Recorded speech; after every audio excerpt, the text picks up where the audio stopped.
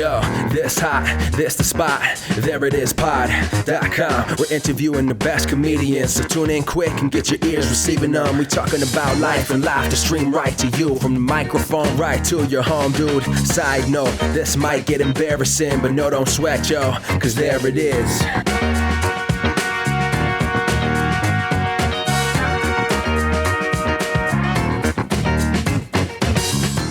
Welcome to the There It Is podcast, a comedy podcast to help you find your inspiration.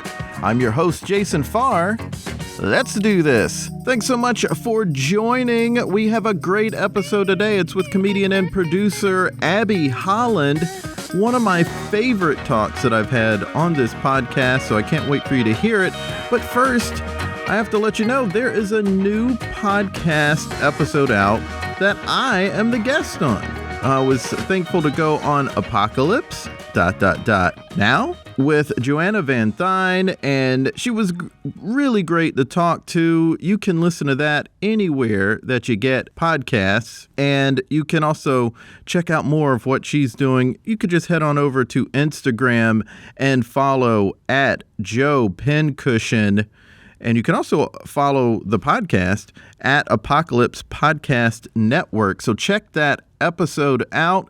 Like I said, it is out now, and there's a free version that's out that you can get anywhere. But if you go to the Patreon, you can become a part of her nation, the Apocalypse Nation, and you can get commercial-free episodes of the podcast. So go check that out. And if you are here because you heard that episode, thanks so much for joining us. You joined us on a really great episode because Abby Holland is hilarious, but also very thoughtful. And we have a really great chat about her career, the work that she has done in advocacy. And it's just a thoughtful conversation. And I love when that happens. So let's get right to it. Here's my chat with Abby Holland.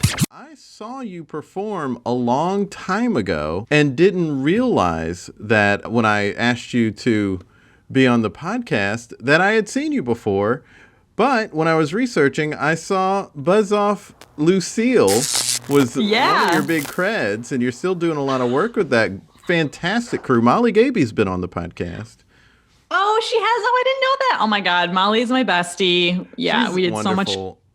Yeah, no, she's the best. We've done so many things together, traveled together. We've seen literally every part of each other's bodies. Like all of our bad parts are good parts. Like, yeah, she's like one of my old school, like almost one of my first comedy friends too. So I've known her for a long time and worked with her for so long. So yeah, I love Molly.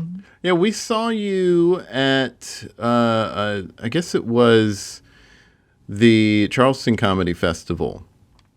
And it God, before I moved up here. Yeah, because I used to live in South Carolina in Greenville. And then I was at the Charleston Comedy Festival. I believe this had to have been before we moved. But yeah, Buzz Off Lucille performed, and I just thought you all were delightful and hilarious. That was such a fun show. And that was right before, I think that was January of 2017, right before Trump was elected. And we had to fly back. That was a crazy trip because we did our sketch show and it was so fun and Charleston was so great. And then we had to fly back so early the next day because we were the writing team for Lady Parts Justice, which is now Abortion Access Front.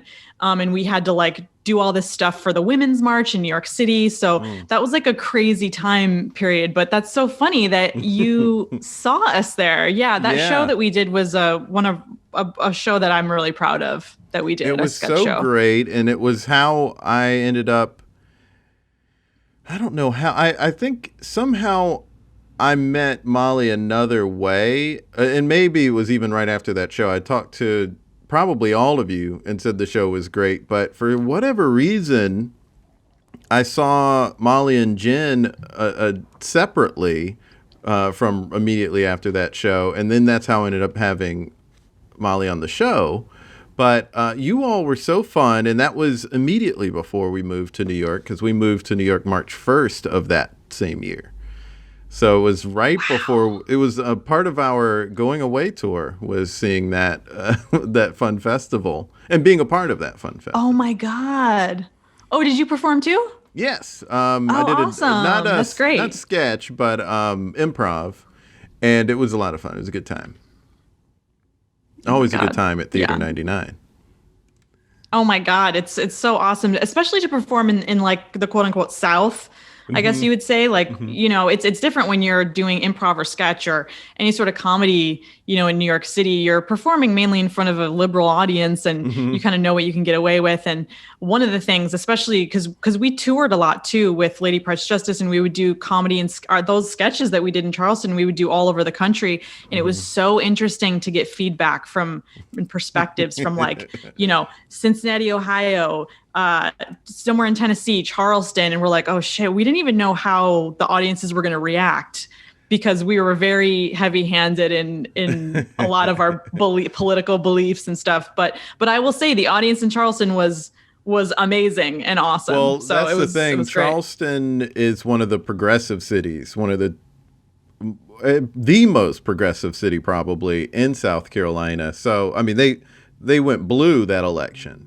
So that county, right? So, but liberals in South Carolina, being in the bubble of the Bible Belt and the Christian right, is different than liberals of New York, because liberals here we can go a little more buck wild and not buck wild in a bad way. I just mean we can really feel our feelings in a more open environment, and then that leads to going further down the road. Whereas as a liberal who lived in South Carolina, you got to be a little more clenched, or you're met with a lot more aggression in some cases, or just like brick walls in other cases. And so you don't get to go anymore down that road sometimes. As you can in New York. And I have seen how it's affected comedy. And so it's very interesting that you got to go to Ohio, because when I went to Cincy, I was like, okay, Ohio, I don't know what this is going to be like. And they were like pretty liberal. Oh, yeah. It's like probably a similar experience in Charleston. And then like Tennessee, where were you in Tennessee? So Nashville. Okay. That's going to be more of a mixed bag, I think. It was a bit of a mixed bag. Oh my God. Well, it's kind of funny because we were scheduled to do a show at a college there. And so a big part of that particular sketch show that you saw, we were playing male characters the entire show. And so we were we did the show, I guess you could say, in drag.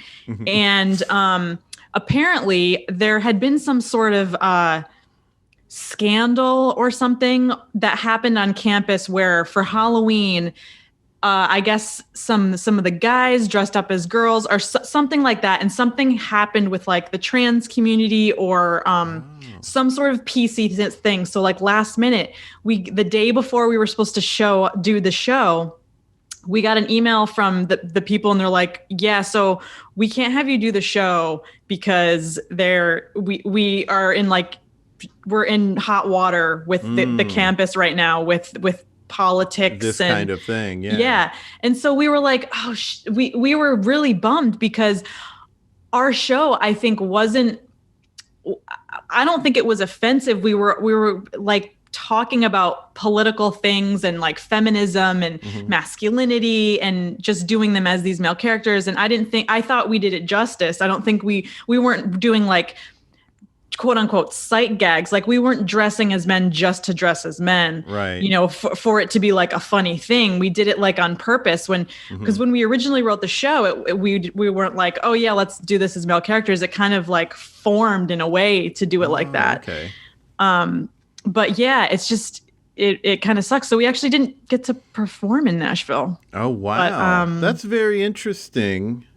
That's an interesting experience because as you were talking, I was thinking, yeah, I guess how could someone do it for an audience that feels uncomfortable with with the situation of just, just dressing differently than gender. I mean, it's because you're not, as someone who saw the show, you're certainly not trying to make any jabs remotely at trans people in general, any kind of trans person. Right. Or any kind of cross-dresser who maybe doesn't identify as trans. Like, that just wasn't a part of it. But if it's, I mean, that's a slightly different situation, what you experienced, because it was more like, well, we don't want the, we don't want the noise right now. Right. Yeah. It was more like, we just got in trouble for something similar, and this might just play into that in a way I don't want to. And there's nuance, and there's like, of course, ours was totally different, but I can understand how if they were, I don't know, it's so tough. I mean, and this goes. We can talk about too, like, PC stuff and like the cancel culture, and also comedy. I think it's like it's completely being affected by all this, and I think especially on college campuses, I think in a good way they're liberal and people are more accepting, and I think people go by he, him, and she, her, and people are saying pronouns now. I think this is all great stuff, and I think it's been tough for certain parts of the country to absorb what that's all about. Right, and then I think there's also sometimes in people's rightful interest to be sensitive can overcorrect in certain situations. I'm not specifically referring to trans issues, but just in general, people can overcorrect sometimes. And I do sometimes see young people not address the overcorrection. And then it becomes sort of doubling down, like then the other side then doubles down, and then we lose the needed conversation and just people playing their games on Twitter the way tribes can play their games. And that just is so sad to see. You put that so beautifully. Oh, thank you.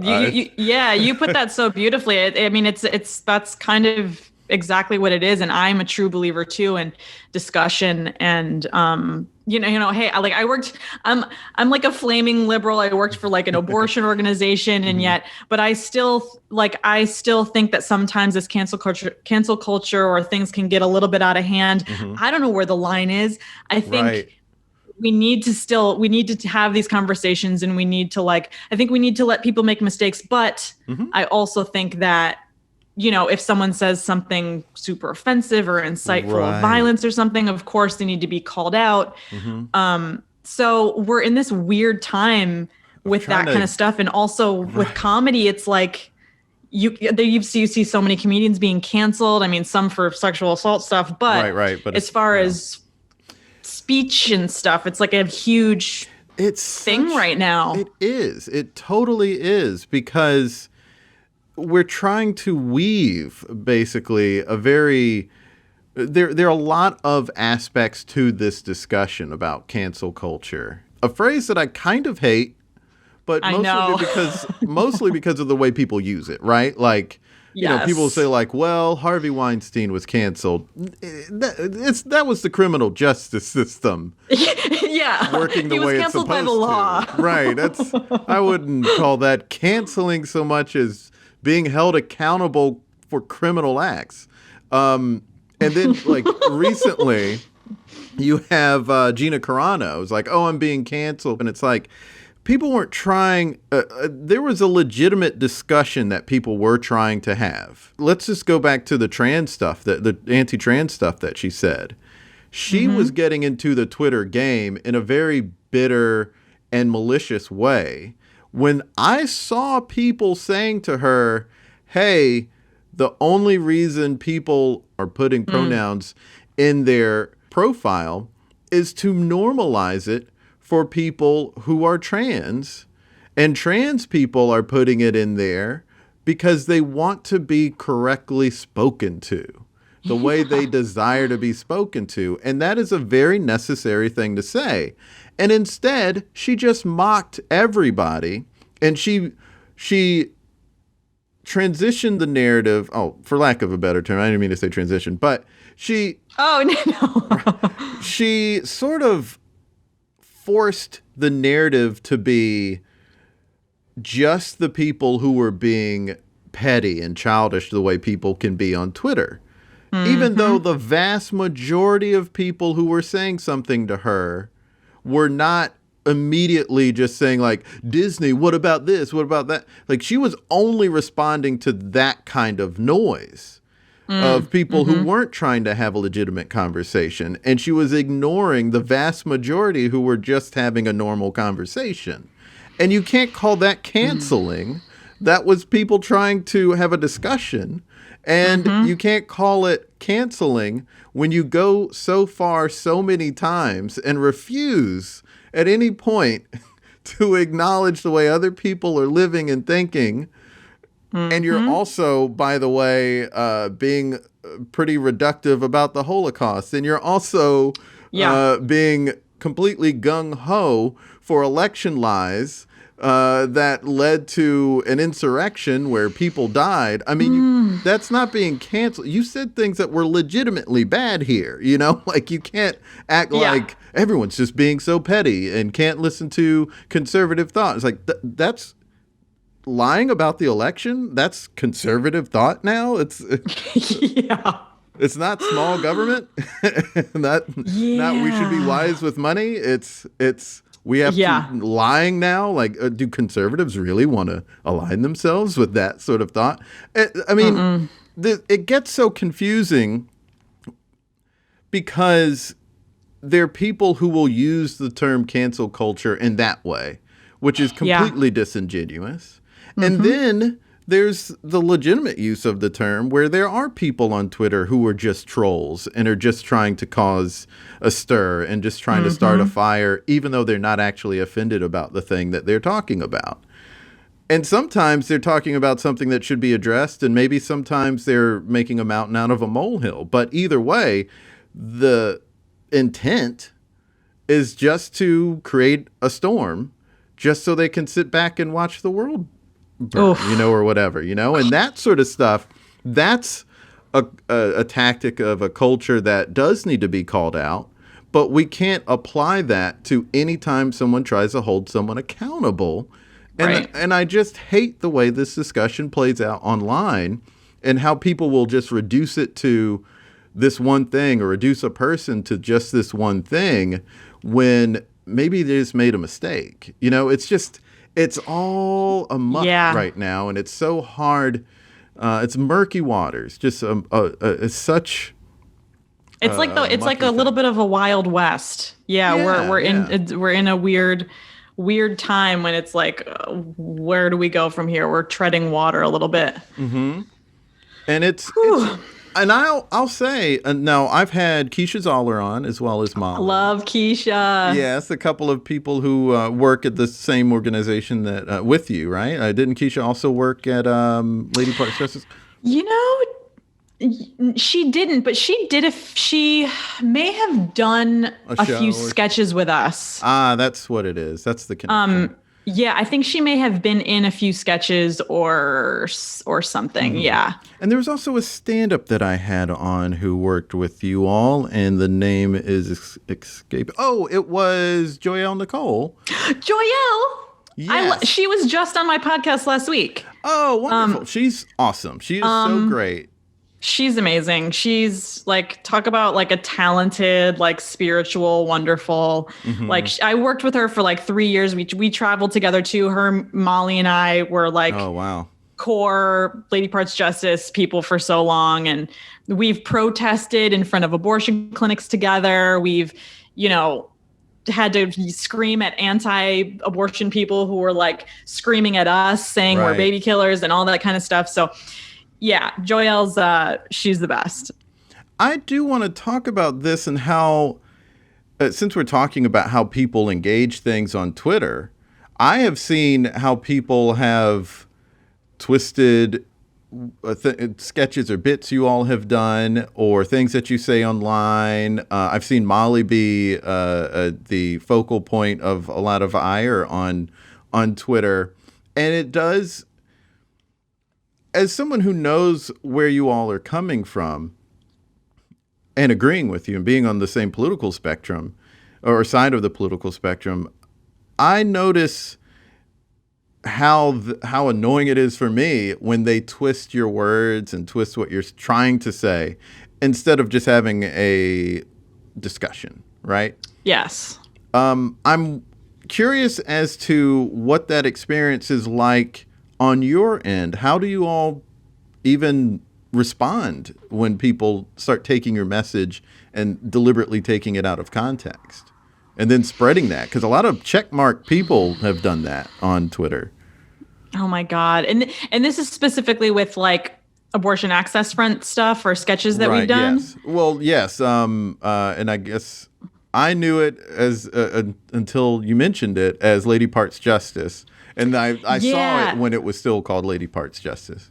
Yeah, and we had a name change because I'll just address that too because the name change because it was we had just gotten feedback that it wasn't trans inclusive. Oh, yeah. And so I think the phrase lady parts I think was never meant to be anything offensive, but I think it turned out that maybe it was a little bit. So I think we pivoted and changed it, which I think was a pretty good look. And I think a lot of organizations were really happy that we did that. But as far as, oh my God, people twisting words and the internet and Twitter, I don't even know what to say about that. There's nothing, you feel helpless when someone takes one part of your message and blows it out into something, that's not true or takes our words out of context. I think anyone who's trying to say something publicly can be, a victim of that. Even in very small, dumb ways. Like I've had that happen to me on Twitter, even recently, where it's like, well, this is an important thing, but you're also totally overlooking my central point. Yeah. What's that all about? Oh God. Yeah. It's tough. It's tough. We were writing, when I told people what I did for 3 years, it was kind of, it's like, oh, I write comedy for an abortion rights nonprofit organization. And they were like, huh? Right. And it's so funny. Liz Winstead, who is the co-creator of The Daily Show and who started this organization too, is, amazing and wonderful. And I learned a lot from her, and her thing is comedy. And when I got that job, it was almost a dream come true because Buzz Off Lucille, we were doing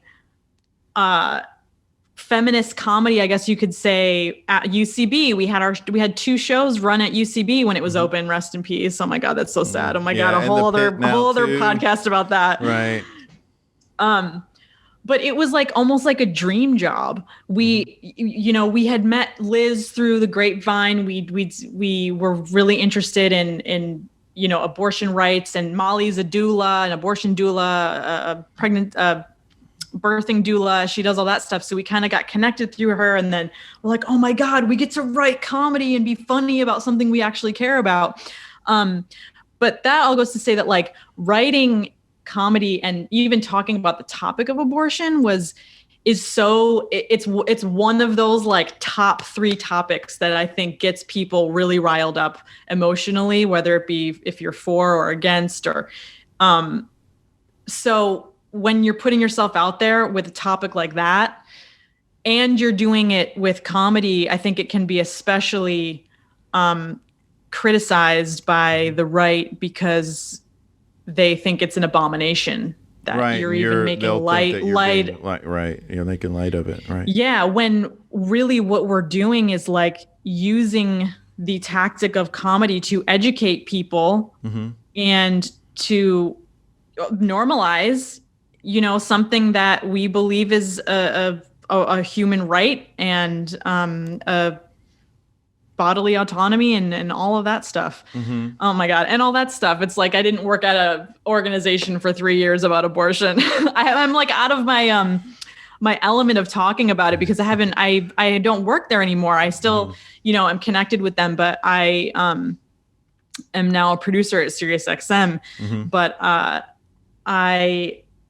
it was a lot. It was a lot to take in because we started working there pre-Trump, and then we were so convinced that he wasn't going to win. Yeah, and everyone. then the devastating thing happened, and then so we were there pre-Trump and during Trump, and it was so difficult to work at an organization like that when Trump was the president. I mean, it's hard for a lot of people in a lot of different ways that he was on the top. I will say that.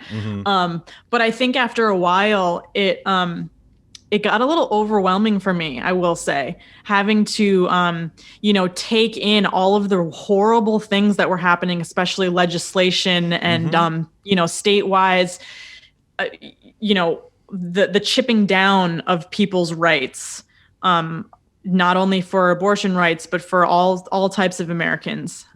It really was devastating to be in. And I think it took a toll on me that I didn't really realize until I kind of shifted over back to the producing side of things. And I'm so thankful that I worked there, and I learned so much just about like our political system, how laws are passed. I mean, this is like I got an education in like civics, which every American should have. Everyone should have. I wish more had it and used the information accurately, but one of the things we're seeing on Twitter right now is how many comics or blue check marks on Twitter who've been talking about Trump for the last 4 years, how much they don't really know about how government works because they're mad that things didn't happen instantaneously. And it's like, things have to go through Congress, votes, right? And, it's not as easy as like, well, we've got these things. Like, no, they still have to vote a lot. Oh my God. And they debate a lot and things end up not working. It's not things that get shut easy. down. There's filibusters. There's vetoes. The Democrats have this many votes. The Republicans have this many votes. It went past the House, but didn't pass through the Senate. Right. There's like so much that I'm so grateful that I know about, and I consider myself still politically active. Feminism, and I have a podcast called Disaster Feminist, and I, kind of like navigate the world of feminism, and what does it mean to be feminist, blah, blah, blah. But I one thing I always say is that like this route through this feminism, abortion access stuff was my gateway to even more activism for everyone and anything. I think it was my gateway drug.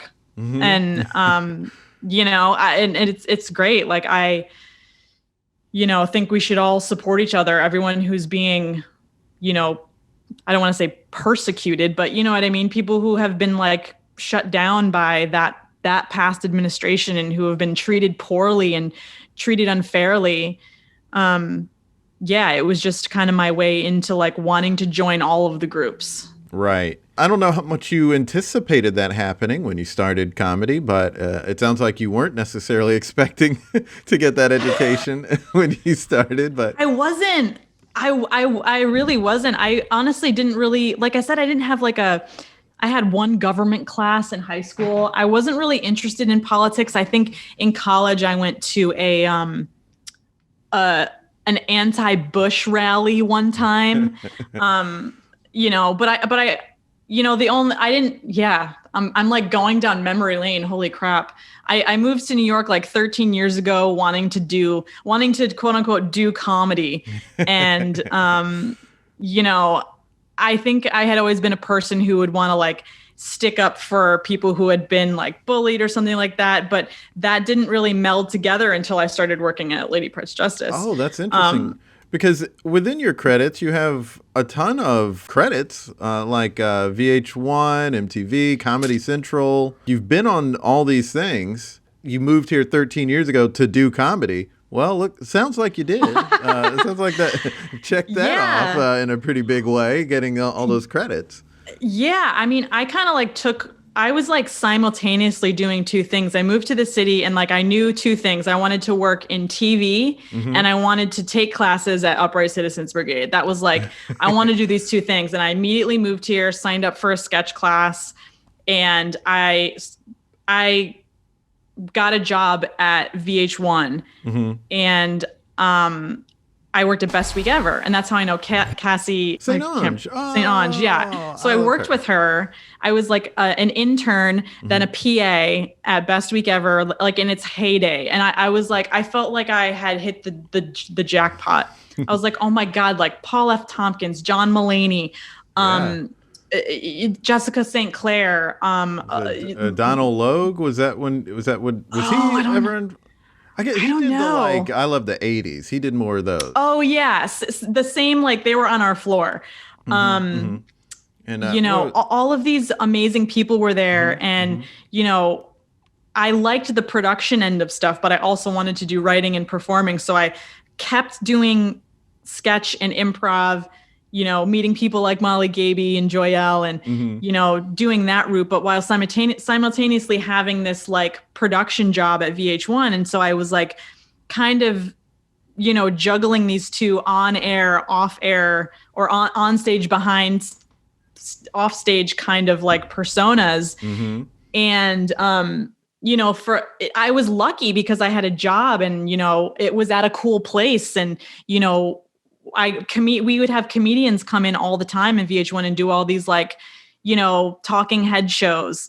I love the blah, blah, blahs or 40 greatest, cat videos of the Britney Spears heyday, everything and anything we would do. So I was networking, at VH1, at UCB, doing all of that stuff. And, then it kind of, then they like, I think in like 2014, they like got rid of a bunch of people at VH1, which they do from time to time. Right. And then I pursued comedy like full time.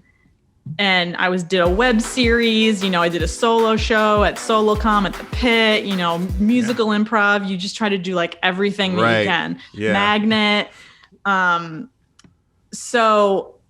But then like a year or two after that, I got hired with Lady Parts Justice, and that seemed like an awesome dream job. Right, and also like kind of bringing everything together. That you had up to that point, yeah.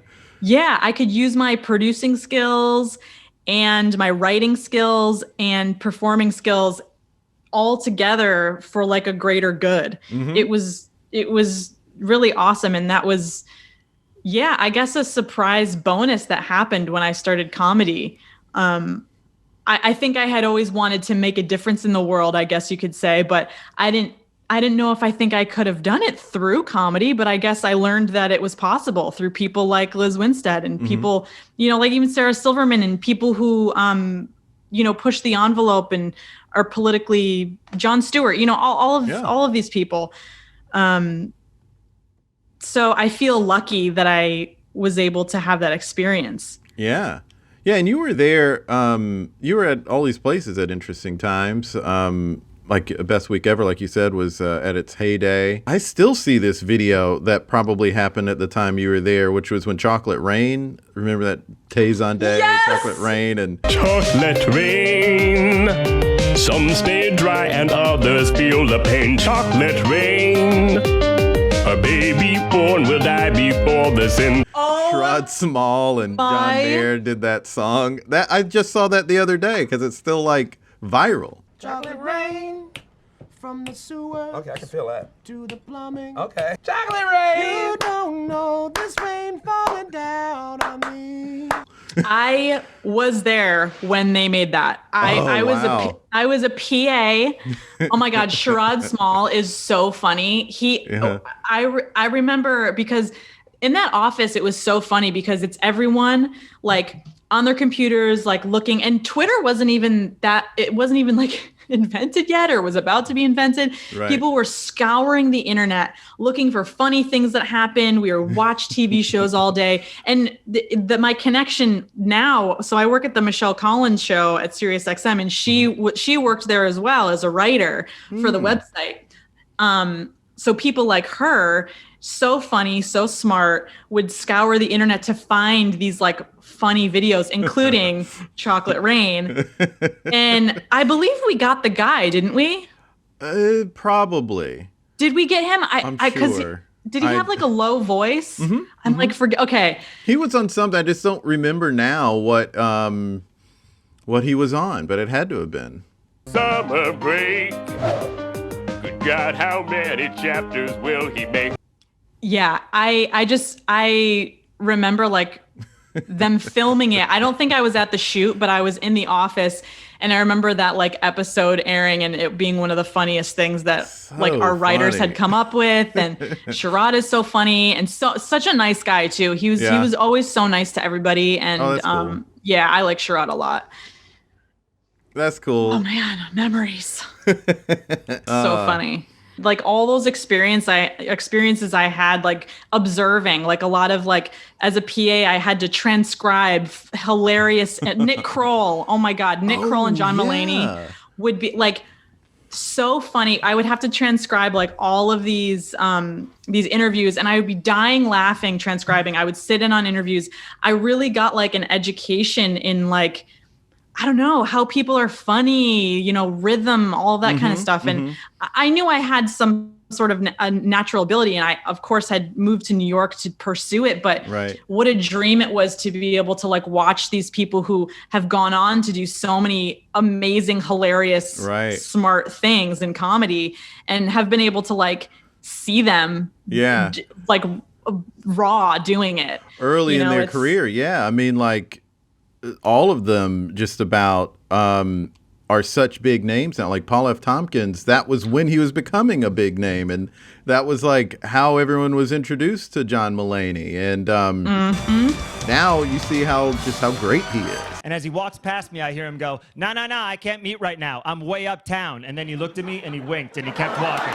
It's the greatest guy I've ever seen in my life. And how he's grown so much as a comedian, as a voice of comedy. Yeah, it's really awesome. And I feel so cool to have seen that. It also makes me feel a little bit old, but also I'm like, I'm still in my 30s. I'm still like doing okay. So. So you said you moved to New York 13 years ago, and you had these awesome experiences that we've been talking about. What were you doing before you moved here, and where were you? So I'm from Western New York State, a little town south of Rochester, and I was going to college in Buffalo, SUNY Buffalo State, and I did like communications and theater. I had a radio show in college. Oh, nice, yeah. I did like like the news. Like I was like an anchor on the news station for a little bit. I thought I wanted to be, you see, you know, I thought I wanted to be a reporter for a while. I thought I wanted to be like a TV anchor. And then I realized that like you have to be like a shitty, like you have to go out in the field and get paid jack shit and like interview people on the street. And it's the path just seemed not where I wanted to go. And I wanted to be, my natural self is very interested in people and very like playful and funny. So, and I felt like with the news, I couldn't be, you had to be like kind of like a straight man. You had to be, you know, in the comedy sense, you know, you had to be this like serious person. And I was like, well, I can't do that. I had that same experience where I was doing the anchor and reporting stuff. And what I liked about it was filming it and reading a script and reading a prompter. I enjoyed doing that, but I didn't want to do news, and I didn't want to do what felt kind of stuffy to me. I liked interviewing people, and I liked making jokes. And look at you now, you're doing it. Yeah. But not nearly as well as you're doing it. I mean, oh God, let me tell you, I've applied to many a job at SiriusXM. Oh, you have? I have a few times, yeah. I often wonder if it's because, I mean, I've only been here, we're at 4 years now that we've been living in New York. You're babies still. Exactly. And I think everyone in media is like, well, you've only been here 4 years. Like, I don't have some of those experiences that in New York that help you get up. So I need my Lady Parts Justice to come along or something. I know there's a lot of in New York City, not only in comedy, not only in media, not only in like everything people come to pursue here, like you have to, it's cutthroat at times. And it's like paying your dues almost. I remember years of like, I think I was stagnant at being an associate producer at VH1 for like years. And I was like, fuck. And like, I wasn't getting on any teams at UCB. I wasn't on I had auditioned for all of this stuff. And I was like, what am I doing here? And crying to my roommate being like, this isn't what I know I'm better than this. How come this isn't happening? And it seemed as though I needed to like let time and pay my dues a little bit longer. Yeah. And I would hate if someone said that to me. But yeah, I just remember a time period where just things just were so stagnant and it felt like everyone was getting everything but me. Yeah.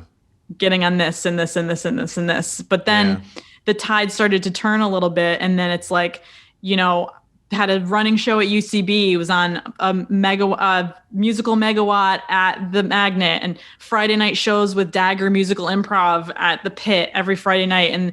And all of a sudden, like everything is overflowing at once. Right. It's a little overwhelming, but I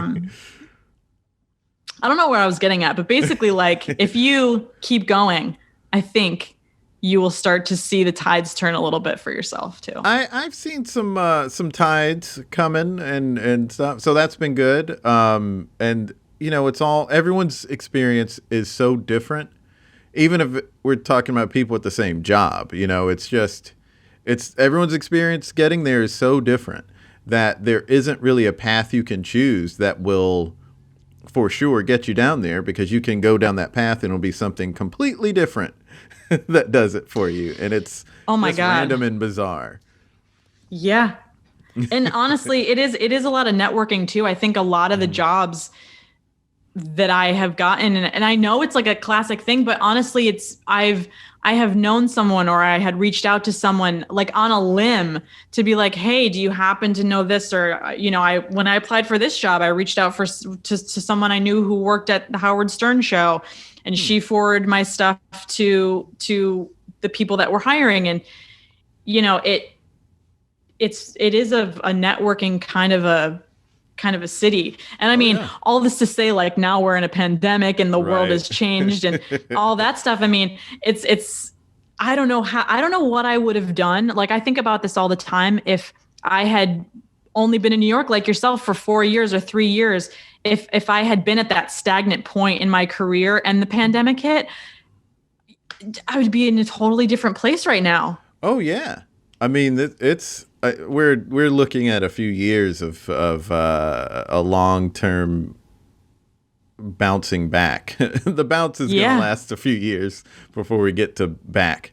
I guess is the way I want to phrase it, but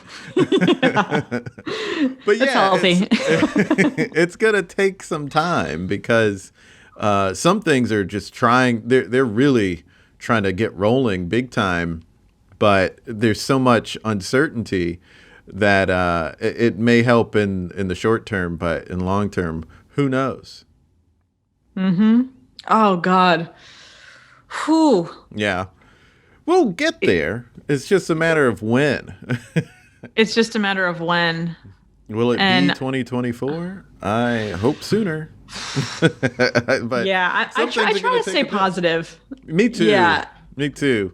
Despite what I'm sure you and your partner have like jobs and can sustain yourself here and have been okay throughout everything? She definitely has.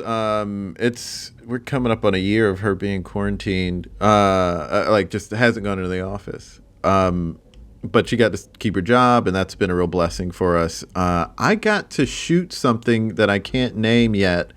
I shot in home, but it was supposed to come out in February, and it never did. I don't know what's going on, but it was a nice brand. I love the brand, but I can't talk about it until it airs. So that was a nice thing to happen. And there was something I shot right before 2020 even started.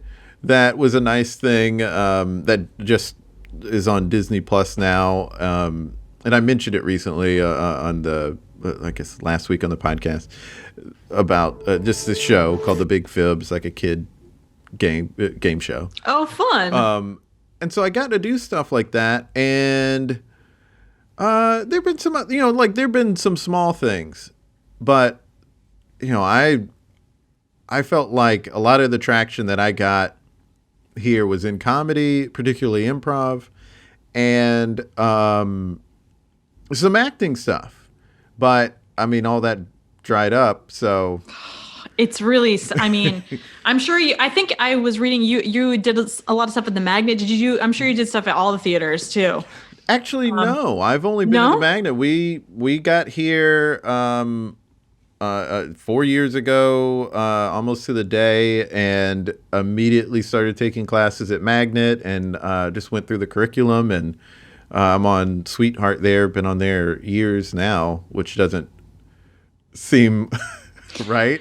But this last year was 7 years, so it's so bizarre how much time has gone. But yeah.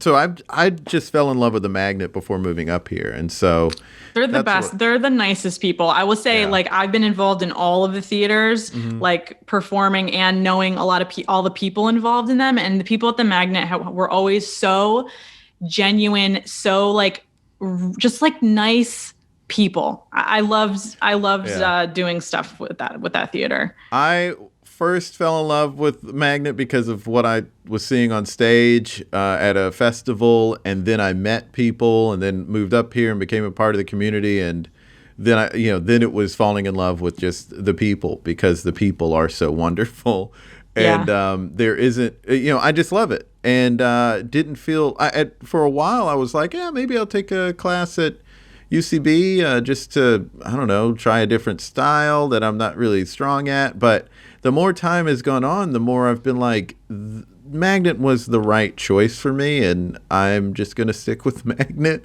And I don't know if UCB ever starts training here again, then maybe I'll take a class. I mean, they want to sort of change their culture. It was actually, as I am so into a lot of performers at UCB, but I was not into a lot of the culture that I was hearing and somewhat seeing. And so that's actually what turned me away. It wasn't what was happening on stage that was turning me away. And I know a lot of like wonderful people at UCB, but it's a lot of them that have told me some stories that are like, oh, okay, I just don't want to be around that. But that culture is getting called out there, and they're working with Project Rethink to sort of. Okay, good. Yeah, they're trying to rethink how they run things, and hopefully that'll change some of the culture. But I think a lot of it, because it became such a popular place for industry people, I think that's really where the culture was out of anyone's control at the top.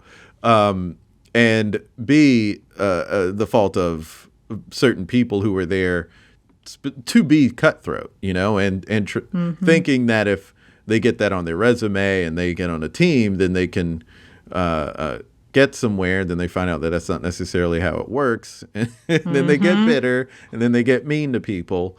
And then it's like, hey, that's definitely not going to help you.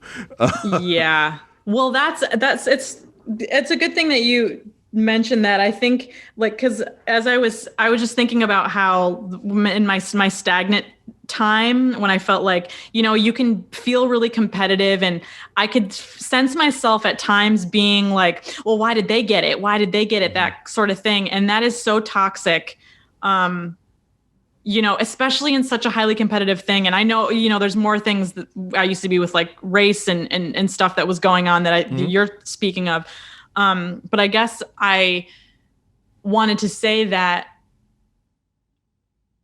I don't know. I think we can't be, it's the negativity can't, like, yeah, like I had to change my view on competitiveness to be a happier person. Yeah. I guess is what I'm saying. Maybe they're two different ideas that we're talking about, but that just like kind of popped in my head. To each other, though. I mean, it all is playing a part of, I mean, it's something that I think people have put on the UCB4 who started the theater in a lot of ways, and I think they should try to address it like they are.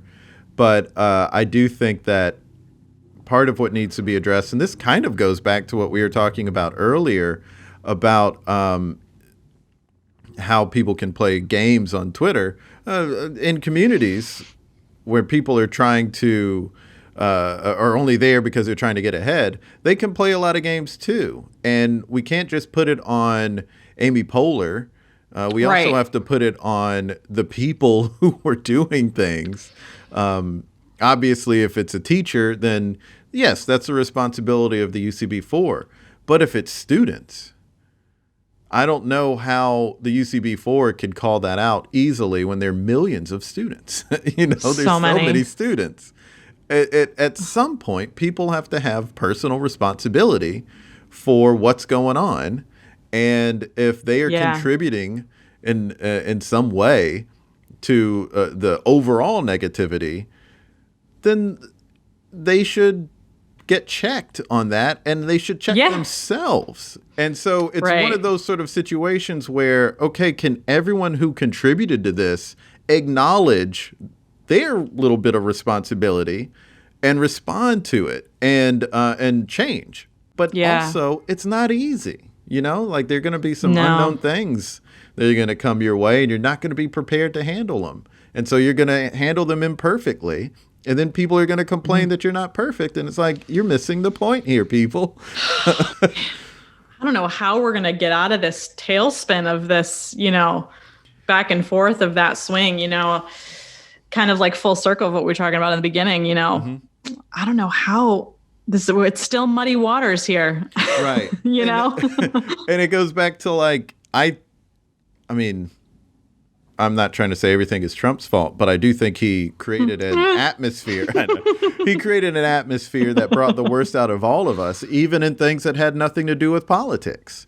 And exactly. That's exactly what it is. The creating of the atmosphere for which people felt that they could act in a certain horrible way. That's exactly what it is. Yeah. And you see it in so many different realms, and people just need to recognize how they are contributing to that atmosphere. If it's contributing in some bad way, maybe just adjust.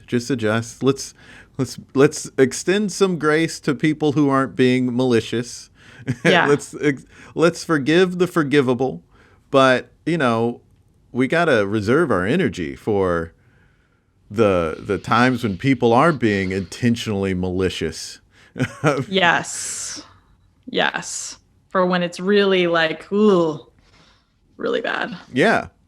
Well, you went from seeing a lot of that and before you took the job at XM, and now you've pivoted into working at XM. And I'm kind of curious because we are living in this society where, especially when comedy is involved, when people go to do a job that's more of a traditional job, I don't know the right word for it, just like not a comedy job, their past, their tweets, whatever, can sometimes be used against them when they're just trying to get a job at an office or something like that. Did your work that you had done before or some of the anything that someone can twist into being controversial, even though it wasn't offensive, was there any of that you had to deal with or keep separate? Oh, no. I mean, the show that I work on, the Michelle Collins show, is she's a comedian. She's very funny. She's free form. I get to be on the show too. Like SiriusXM has been very amazing in terms of like freedom of speech, saying her opinion on how the world has been and, her opinions on things that come out in the news with Trump. I mean, the show is very, funny so if anything, it helped me get the job. Everything. I would essentially call her show like a comedy show. It's she's very funny. So yeah, it's that my job kind of isn't really, it's, I'm live on the air every morning from 8 to 10 with her, producing this live show. So it's actually anything but traditional, right. in terms of like me having healthcare and getting a paycheck. Yes, right. That is traditional. And that is what I wanted. And I like producing, and I like, that aspect of things. And essentially I'm still producing comedy. Like I really am. Michelle always wants to come up with funny ideas and, what could we talk about with this thing? How can we make this funny? So I'm using my comedy skills. I'm using my producing skills. I'm using my on-air skills, so it's almost a convergence of everything that I've done to, and Michelle's very political too. So if there's something, and I'm still paying attention to everything in the news as far as like, abortion stuff or political stuff. So, I have something to say about it now, and I'm more, I guess, versed in certain things. I think I have a little bit more of an opinion and can be verbal about it. So, if anything, all the things in my past or things that I've tweeted or embarrassing videos, they probably helped me get this job, if anything. Well, that's the dream. That is the dream in 2021. Oh my God. And I get to I do it from home now. I mean, it's like, it gets a little old at times, but like, I mean, what a time to have gone into radio. Holy shit. I mean, I was on the like TV track, performance track. And then, 2019, I decided to pivot into radio, which I really didn't see coming. I kind of just like saw the job and I was like, you know what? I'm going to apply for that. That sounds kind of cool. Awesome. It's kind of in the world that I want. And then, a year later, it's like, one of the mediums that people are still devouring, Right. So I feel lucky that, people listen to podcasts, listen to radio shows, and listen to apps and all that kind of stuff. So I feel like I'm in a good place. Yeah. With a gig like that is work like that you're doing. It's helping us keep sane. People are, I hope people so. Still got to have something going on for them to not just be in their apartment alone. So listening to funny stuff is definitely helpful. Yes. Go listen to some comedy. God, it's like anything to like get our spirits up, because it's been a sad year for a lot of people, and if anything, comedy has not only helped me, but doing it has helped me. Being in the world has helped me, cope with everything. So I'm happy if like someone who's, consuming that content is also bringing them joy. I mean, I consume other comedy content. It makes me happy. So of course they do.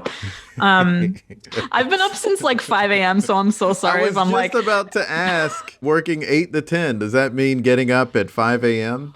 Well, so when we were live in the studio, when I had to go to Midtown, we were actually live from 7 a.m. to 10 a.m. So I had to wake up at 4:30, leave my apartment at 5 to get to Midtown by 6. But now I wake up around 5:45, but I don't have to commute. Right. But it's still early. 5:45 is still like, for a human, early. Listen, when I was working as a traffic reporter, you have to get to work before that 6 a.m. morning traffic starts. So yeah, and when you have to travel, oh boy, it is getting up at 4 a.m.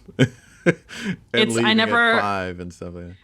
Yeah, the 4:30 was a big life change for me. But at times it kind of felt exciting though, because it was like I was going into New York City and Midtown at 5 a.m. Like pigeons are shitting, newspapers are getting thrown on doorsteps, like homeless men are peeing, like the smell of rats and like the city coming alive is almost like, I felt like I was in some sort of like rom-com. But it gets old fast though, once you are tired, hungover, and having to go into a studio every day. But you know what? It's a necessary I got a job. struggle. I'm lucky. Yes. Yes. And you're also bringing a lot of joy to people, so that's good. Well, I can talk I hope to you. So. Yeah, I think you are. I think we can definitely say you are. I could talk to you forever. You're awesome, but we are at the end of the episode. We have to create something together. Oh, yes. Okay. Yes. So we didn't really talk about the process of your writing, but we did talk about how you were making comedy on topics that people would maybe scratch their head at and say, like, how can you write comedy from that? So is there any way you can walk us through how someone can make comedy with things that aren't inherently funny? Oh my God. Oh, wow. Now the wheels are turning. Oh man. Ooh. See, this is why I'm not a teacher. It's like, it's so hard for me to come up with like a step-by-step. Well, I'm curious because I know that a lot of times comedy pieces come from, or at least for me, and I've heard this with other comedians, is they'll experience something or see something and go, well, that's dumb, or, well, that's hilarious. I assume there's still a part of that, but obviously, since it's about, abortion rights, you're obviously not saying like abortion. Well, that's inherently funny. Like, of course you're not doing that, which some people may assume you're doing right off the bat, but you're not actually. Would it start with in engaging the subject matter, you hear someone's stance and you go like, well, that's stupid. That's a dumb stance. And then you start lampooning it, or like... Yeah, I think with someone who, like, let's say like a right-leaning Republican said something really dumb about like Plan B. Like, this is something that like a lot of the right who are misinformed about like, women's stuff would say. Like, they would say, well, Plan B is an abortion. And it's like there's so many things that you're like, okay, let's rewind. There's science here that you're not understanding. Like, Plan B is actually, the science of it is it's going in before an egg is even planted into the uterus, and it is preventing a pregnancy from even happening. So therefore, it's not an abortion. So I guess. Like, so if that was a thing, I mean, I'll give an example. Like, we made this funny video about what Plan B does. Like, oh my God, these people have no idea what they're talking about. There's science behind this. How can we make this funny? Like, what is a funny way to like teach someone about like the intricacies of like Plan B? Like, what is this? What's something from some people's childhood that like maybe Sesame Street? Oh, maybe Schoolhouse Rock. Your favorite schoolhouse rock. I'm just a bill. Yes, I'm only a bill. And I'm sitting here on Capitol Hill. Right. So like, let's make a parrot. Let's teach people via Schoolhouse Rock what exactly Plan B is. We joke about like, oh yeah, putting the pill, through the, what is this thing called? I don't play football. The uprights. Yeah. Whatever they are. So like, that's actually something that we made. We made a parody video in the style of School of Rock, teaching people about, what Plan B is, or was that the one where we did about how to make a bill, how a bill becomes a law. I don't know. This is like years ago at this point. But we did a whole video about like what exactly Plan B was, and we did it through the lens of this like fun pop culture thing. I'm just a pill, a kind of birth control pill, no matter what they say on Capitol Hill. Well, it's a wrong story they keep telling about me. A strong lie. All I do is block pregnancy. So I guess you could take something that's like completely wrong that someone says, and then, you know, kind of like tearing it down a little bit. Like, why would they say that? Because they don't understand science. Okay, well then how can we teach them about science? Oh, let's do a parody video. So it almost is like, in that way, you kind of have to go That's where the comedy peel it comes back in. a little bit. Yeah. Yeah. Okay. That's very doable I don't know if that and makes tangible. sense. No. I think that's very doable and tangible, because what came to my mind was like, if someone's like, okay, obviously this person or this group of people don't understand science, how can we explain science to them? And then the first thing that came to my mind, other than I'm just a Bill, other than Schoolhouse Rock, was, well, a lot of people seem to have gotten their science from Jurassic Park. Maybe there's some way to do a parody like that. There's so many things. Jurassic Park, there's that egg, there's the thing, there's the little thing in the molasses that you could do. You could do, there's some metaphors that you could take there. Sometimes, after biting a dinosaur, the mosquito would land on the branch of a tree. This fossilized tree sap, which we call amber, waited for millions of years until Jurassic Park scientists came along. Teaching about we're in the right direction here. Okay, and once you get your take, then it's part getting the facts right, but then also just pure comedy, and they're just converging. The moments where you need to have a fact, you put in facts, and the moments where you need a laugh, you find something funny to put in there. Yeah, something goofy, something relatable, pop culture-y. You know, I'm also something else is coming to mind that we did that was funny, because sometimes we'll go in the opposite direction. Sometimes it's not necessarily like, oh, we found this tweet that's like kind of fucked up. Sometimes we'll think of something in the ether of the world that's happening, like in comedy. Yeah, it's like, and you kind of take from what's happening in the world. And a lot of times in this sense, we would take pop culture things. Like one of the things that's kind of like blown up in the last few years is like Ancestry.com. Mm-hmm. And people getting their they find out their past. They find out, oh, what do I come from? And so I think the idea that we came up with, it's called Mancestry. And so we would go the other way as far as like, oh, what can we fit into this pop culture thing?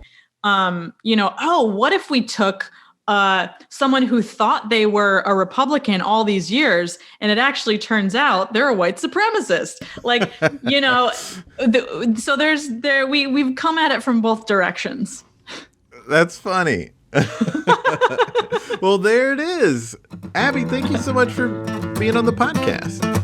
Oh my God, thank you so much for having me. This is lovely chatting with you. It was lovely chatting with her. As I said, one of my favorite talks. I hope you enjoyed that. And if you want to hear more from her, she has a podcast of her own. It's called The Disaster Feminist, and you can get that wherever you get podcasts. And you can also follow that podcast on Instagram at Disaster Feminist. You can follow her at Abby Holland Pics. Hey, that's like my handle at Jason Farr Pics. See, Abby and I should be best friends. You can also follow the podcast at There It Is Pod on Instagram, Twitter, and Facebook. And don't forget that we have a comedy lifestyle newsletter, and you can check that out. You can also support us. Go to thereitispod.com for info on all that. Links in bio. Until next time, be good to each other. The music for the theme song was created by Neil Brooks. The rap was written and performed by Nick Acevedo. The logo for There It Is was created by Jeff Prater. The There It Is podcast is produced by Jason Farr.